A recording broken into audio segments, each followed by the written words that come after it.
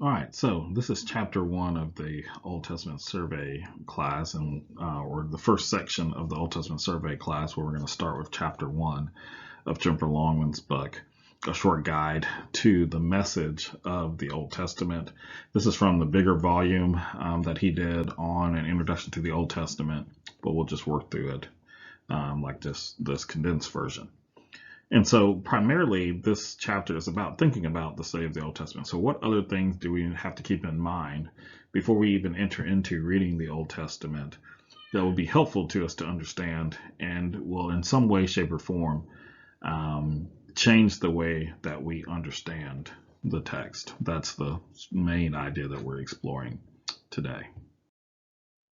All right, so one of the first things you want to talk about when it comes to the Old Testament is what we call the scope of the Old Testament. And not only can you kind of take this to say the things that are covered in the Old Testament, but you can take this to talk about the presuppositions that we'll also bring into the Old Testament. So everyone understands that the Old Testament has some form of historical background. And you may have heard some sermons where someone might go through an Old Testament passage and only talk about the history. So they might be talking about Solomon's temple, and you might hear about its location and how many feet tall it was, and how many rooms it had, and all of these sorts of things. That's someone who's focusing on the scope of the Old Testament when it comes to its original cultural, chronological, and archaeological context. And some people think that this is the main reason for reading the Old Testament. We'll talk about this some more later. And other people, it's just a literary text. They're going to say, okay, this is a text that has dealt with a variety of issues and now it's influencing the modern world. In some way, shapes, or forms, the Old Testament is, in a sense, the origin of the three major religions. So Judaism, Christianity, in Islam, it has some connection to the Old Testament. Now, obviously, Judaism, in some way, shape, or form, maybe you could argue has the strongest, though we'll talk about that throughout this class as well.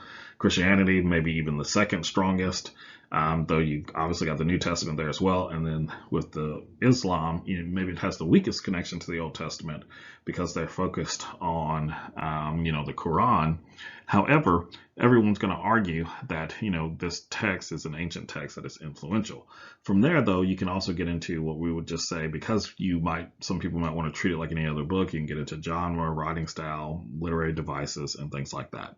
And then from there, what you also have probably encountered a lot of is people who just focus on a theological method. So it's just about systematic theology, just about how it influences the church, things like that. So the only thing you want the text for is for how it helps you to understand God, Israel, Yahweh, that's the divine name, the Yod He, Vav He there, or the YHWH in English, and the New Testament. What is its theological purpose? Now, ideally, you want to do all three of these blended together. You want to look at the historical background, look at the literary analysis, and its theological message and how that applies to us today. But far too often, and once again, I'll be challenging, you in this class to kind of explore some of this. But far too often, people focus on one aspect of this more than the others. So after looking kind of at the scope of the whole Old Testament, then you would want to potentially also get into the structure of the Old Testament in and of itself. So questions you might want to ask are, what is each book about? I tend to find, especially in evangelical circles, we tend to say everything's about God's love, everything's about God's sovereignty, everything's about God's mercy, His providence, something like that. But I would argue each individual book has a particular message that maybe is supplemented by these understandings of God's providence and sovereignty and grace and mercy. But each one is trying to display something else beyond that. And once again, we'll explore that specifically for the Pentateuch in each book throughout this semester. From there, you also want to have at least some conversations about authorship and date, who wrote the book and when. In some way, shape, or form, how you answer this question is going to influence how you deal with the book. So if you don't think Moses wrote the Pentateuch, you're going to deal with it differently. If you don't think it was written until much later, some scholars believe this, that it wasn't written until the Persian period, somewhere around 300 BC, so then therefore they think it's inauthentic. Other people, kind of like myself, would say it was written around the time of Moses, somewhere in the 15th, 16th century, wherever you would date, the Exodus event. And so how you answer authorship and date does influence how you're going to deal with a particular text. From there, you get into genre once again, which is it law, poetry, wisdom, prophecy, or apocalyptic literature? What is the style? And then how does that style influence how we're supposed to understand a particular book? And then from there, Tremper Longman, once again, he's one of my mentors, and so he's going to argue. One important question is how does this book anticipate the gospel? I wouldn't necessarily say it that way, and once again, we'll have some discussions about this. I wouldn't say how does it anticipate the gospel. I'd say how is this a part of the gospel. But once again, that comes down to your definition of what the gospel is. If your definition is a lot more narrow, then you're looking for something, in my opinion, that it's anticipating, compared to if you have a definition that's much more broad. You're going to say this is just a part of that overall good news, this gospel message that comes from God. All right, so from here, Dr. Longman Tremper gets into some cautions that he would remind everyone of before they start to read the Old Testament. So the first one he's going to argue is that the Bible is timeless, yet it's culturally bound. And this is a common way that scholars will deal with the issue of history and chronology in the Old Testament and in the New, and how we can kind of apply it today. And there's some elements of this I agree with, some that I don't. So first he's going to say, just don't be dismayed by the length, difficulty, or cultural strangeness of the Old Testament. And we'll explore some of that today. The Old Testament was written according to ancient historiography standards, not modern writing standards. So therefore, it's going to change the way that we are supposed to read it based on the tools or the signs that we should recognize if you were aware of how Old Testament writing is put together. Then you're going to discover the original meaning and interpret that meaning and how it applies to various audiences and peoples. And I do agree with this step that you should ultimately say, what was this text meaning to that original audience? How is it being applied kind of to them? And then from there, extrapolate how we can also apply it in a similar way. Though potentially the methods by which you discover this quote unquote original meaning may differ from scholar to scholar. That's what we would call their hermeneutic, the way that they interpret a particular passage. And then this last one is one that I would completely, for the most part, disagree with, especially the way it's currently structured here. It's going to make the argument that knowledge of Old Testament culture and customs help deepen our understanding of New Testament themes that enrich our spiritual life. And I would just say knowledge of the Old Testament.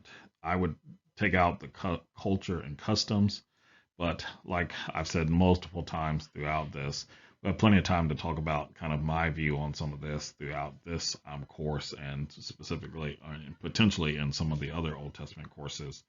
But I don't know that I agree that the culture and customs should affect our understanding of the Old Testament or even some of the themes in the New Testament. I think all of the culture and customs we need are in the text themselves. They're not something we need to leave the text and go to archaeology or to history to find. I think that biblical authors have done a good enough job to give us enough information in the text in and of itself. But like I said, we'll explore that more later. All right, so as we talked about earlier, you can pretty much look at those three scopes: the history, the background of the text itself, and or its theology, which some people will separate from the text itself, and or how it's applied or how it fits with us today. And you can somewhat look at those as three separate parts of doing Old Testament theology or doing a survey of the Old Testament. So you can have some surveys that just focus on the history primarily, some that focus on the text primarily, and some that are going to focus on the context or how it is applied primarily. And like I've said before, scholars tend to focus on one over the other. But ideally, they should be blended together, and it should be somewhat of a spectrum. I do think, depending on the particular text, you might have to spend a little more time on history, or the audience is really what I would say, not really the text. I think you should always be focused on the text itself. I just hold the inspiration of Scripture very highly, maybe more highly than most. I'm not sure. And then I always also want an ear towards context, but I think there's a method that you can go about trying to put these together. So let me show you this. So, once again, that's connected to the last slide and this last comment here. So this part here is from my dissertation, which I got published. The publication of it is called Literary Allusions in Esther. And what I do in the introduction to that is talk through how I think you should blend all of these. And so this is what I call the communicative act in communicative shapes. And so the text is in a solid quadrilateral for a particular reason. Because the text is actually concrete, it's unchangeable, it's been given to us in a standard form that we can actually analyze and get data from. So I can actually say this word appears this many times and is used in this sort of context. But notice the author, which is related to the history, is somewhat elusive. So I can't actually get into the mind of the author and actually ask the author exactly what they wrote. I can't always even tap into the Holy Spirit's mind. Like sometimes the Holy Spirit will work through me and say, okay, this makes sense, but I can't always just snap my fingers and know exactly the author, whether it's the human author or the spiritual author of Scripture. And in the same way, I can't always know exactly what history I need to bring into the text. So I might be talking about an Old Testament law, and then I might want to say this historical thing was happening in the Levant, which is just that whole area where the Old Testament took place. But perhaps that didn't affect people in Egypt. Perhaps that didn't affect people in Assyria or Babylon. Or maybe that did affect most of the people, but just not the author. So it's somewhat elusive. It's somewhat of a guessing game to try to figure that out. There are some more reasonable ones. That's why there's overlap with the circle into the text. So there are some that make more sense based on the text than others, but I can't always know that for sure. What I do always have access to as being a reader is the reader. And the same sort of thing is, as I'm reading the text, I do have access to my own context. I have access to how I think this can apply. But it's in a triangular form because as you get further and further from the text, you're going to get further to the edges of that sort of triangle. And there's always going to be some that overlap. But the reality is, in order for us to do good theology and do good contemporary study, at some point, I need to get some evidence from the text that overlaps with the text and applies it how it was applied then, to then try to branch out. And obviously, there should be a reasonable trajectory from how I get to what I found in the text to how I think it can apply contemporarily. But the further I get away from the text, the more unlikely that application might be, depending on how I logically follow that out. So we'll kind of explore this sort of communicative act throughout the semester. But I just wanted to present it to you here to begin with. So to end this off, we'll just do a kind of short condensed lecture and a practice example of what's known as biblical historiography. This is just from my normal notes that I do, whether this is on the undergrad or the master's level when it comes to understanding it. I've condensed it for this undergrad course, but I think you'll still find this information useful as we kind of launch into the semester. All right, so one of the best articles I ever read on historiography is by David M. Howard. And this article is in a book called Giving the Sense, and he has an article called History as History. So he's going to say basically historiography is the writing of history. That's the basic definition of it. However, once again, those historiography rules have changed from time to time because each culture writes differently. And that's a place where I would say for sure we have to incorporate the cultural ways in which the Old Testament was written into the text because we already find them embedded in the text themselves. And we'll explore an example here in a moment.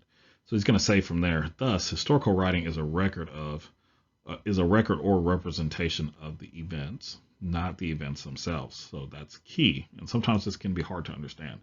We can't go back and actually verify that Abraham walked from one area to another area in the Old Testament. However, we can look at the text and say, was this a reasonable route because we're getting a depiction of the event, not the event itself. So he goes on to say, a picture of an apple, regardless of how realistic it represents the apple, is not an apple. It cannot be eaten.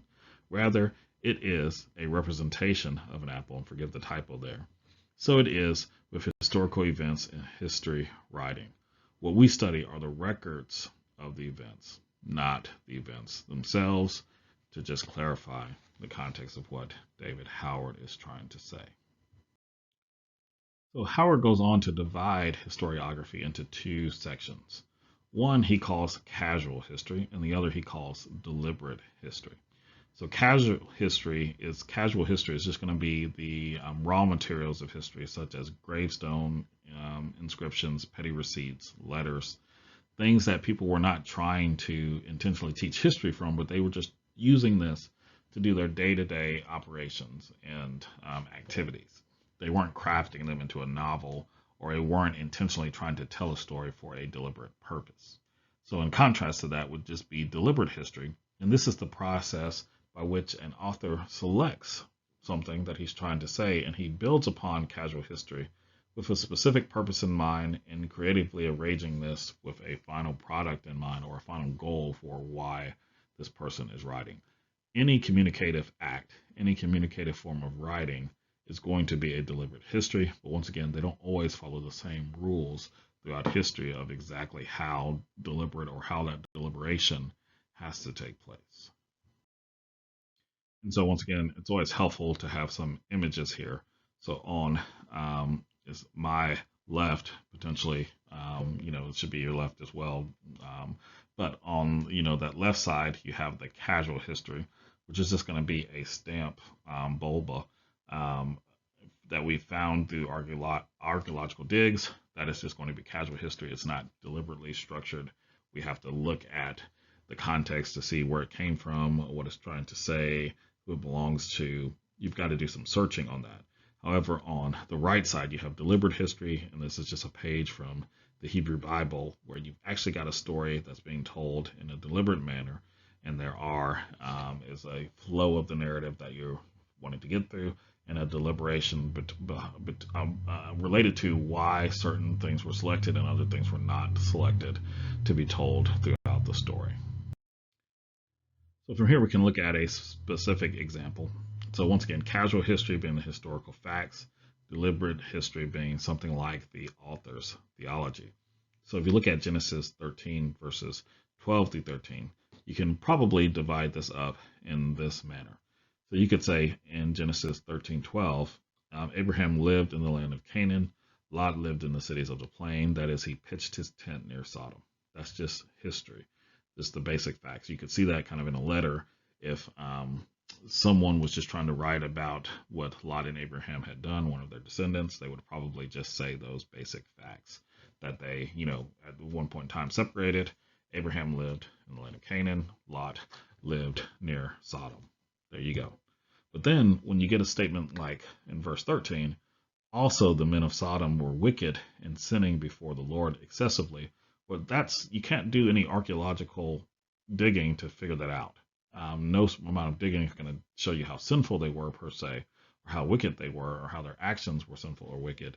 You're going to have to get that from an author's intent. That sort of information has to be explained to you very clearly, that this is what the author wants you to get out of it.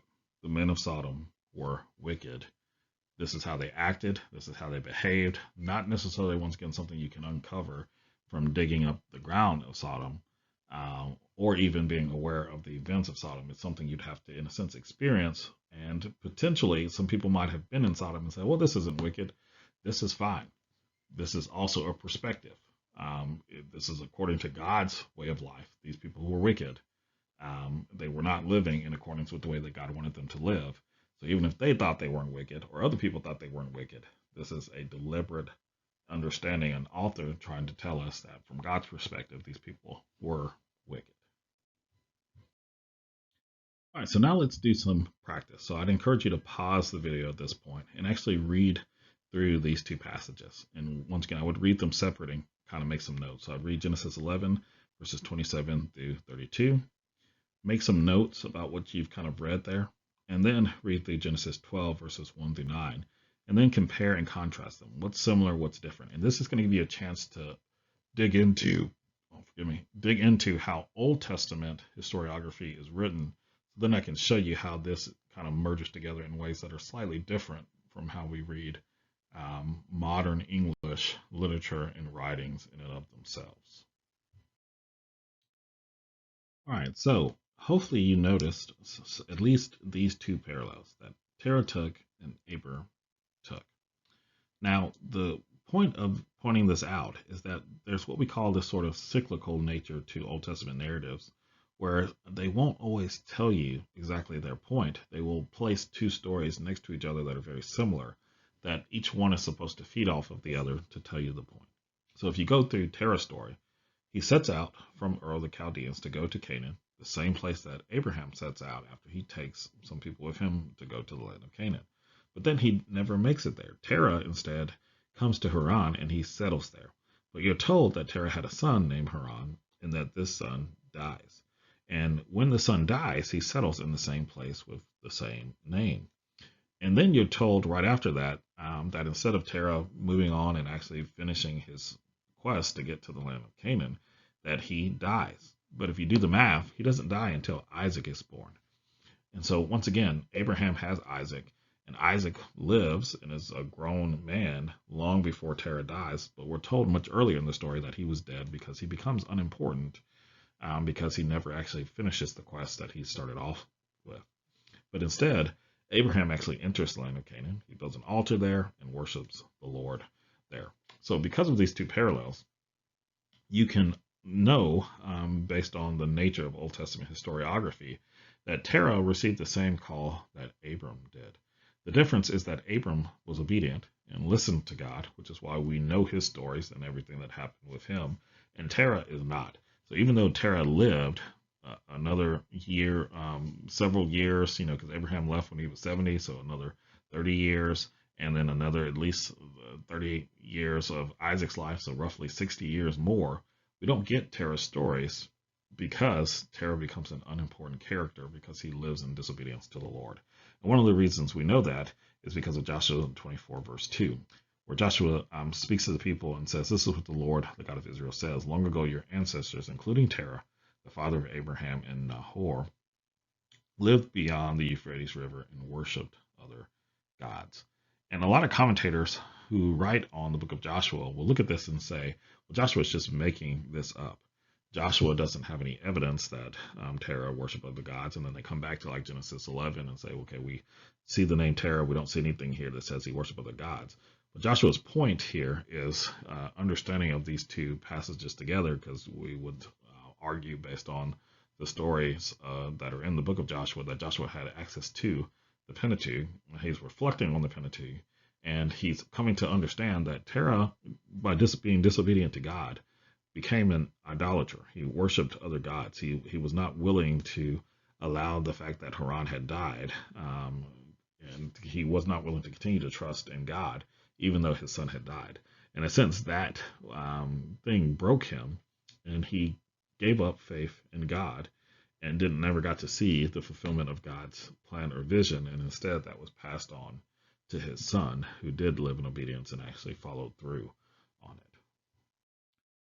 And one of the very good commentaries on the book of Genesis, I wouldn't say to get that, especially not this semester. I would get it if you were going to just do an in-depth study on the book of Genesis, because his commentary is like $100 and something, I think $150 or so. But it's very, very good, by Abraham Kuravilla. And he's going to say Terah's decision to settle there in Haran is an echo of what happened at Babel. Both the whole earth and Terah's household appeared to have gotten it wrong. It would not be until Abraham's migration that the will of God is accomplished. Clearly, the author is contrasting the doubtful choice of Terah's part with the initiative and obedience of Abraham, or Abram at that time. All right, so I just have included this here so you can just kind of see that repetitive structure. So you get this A and A. Terah took his household, Abram took his household. Terah's household set out to go to the land of Canaan, and so that's the B, and then the mimic of B. Abraham took his household to set out. And then Terah's household settles, or Terah's household came to Haran. but that's once again going to be contrast with Abraham's household coming to Canaan, which Terah never gets to.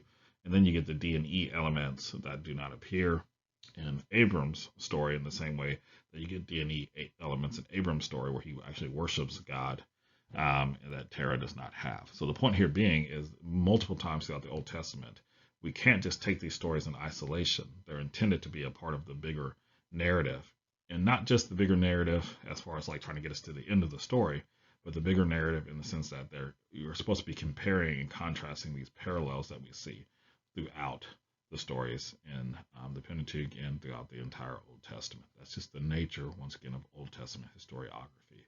It's cyclical, repetitive to teach theology. All right, so that is our first lesson. When we meet in person, we'll talk through these sort of reflection questions. So take some time to kind of think on these and, have some ready responses so that when we sit, we can talk through it. But, I'll just read them very quickly. How does the study of the context of the Old Testament deepen our understanding and faith in Jesus? And answer once again the best you can, and we'll talk through these once again. Why do Christians tend to avoid the study of the Old Testament? Think about 2 or 3 of your favorite Old Testament narratives or Psalms, and think about the following things here. Why are these stories important to me? What do they teach me about the work of God and his plan of salvation? How do they work within the framework of the Israelite people? Are there curious details in the story that seem to be overlooked by the author? And that would be just like an example of what I just showed here in the comparison of Genesis 11 and 12. When was the story written, and to whom, and for what purpose? So reflect on those questions, and we will discuss those in person during our next class meeting.